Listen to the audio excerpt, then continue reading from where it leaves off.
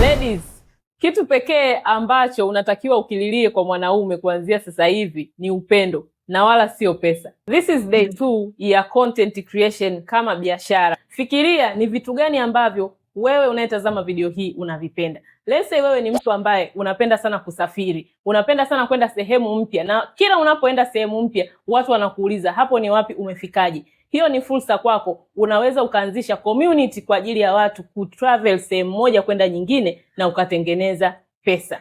Kitu cha pili, muonekano wako. Wewe mwanamke unayetazama video hii, wewe mkaka unayetazama video hii, kama ushajiona una muonekano mzuri kwenye picha na kila ukiposti picha na nguo fulani watu wanakuuliza hapo ni wapi, hapo umepigia picha wapi, hiyo nguo umepata wapi, tayari wewe ni influencer kwenye upande wa mavazi hata kama hujui. Siku moja jaribu kufanya hivi. Chukua picha nzuri ukiwa umependeza na nguo nzuri ya duka fulani, posti kwenye social media, halafu chukua zile insights ambazo unazipata hapa kwenye social media, nikimaanisha likes, comment, maswali ambayo watu wanakuuliza kuhusiana na hiyo nguo, waonyeshe wale wenye duka ambako ulinunulia nguo kwao. Kama ni watu wanaoelewa umuhimu wa social media marketing, lazima wakutafute na lazima utaanza kutengeneza pesa kupitia content zako.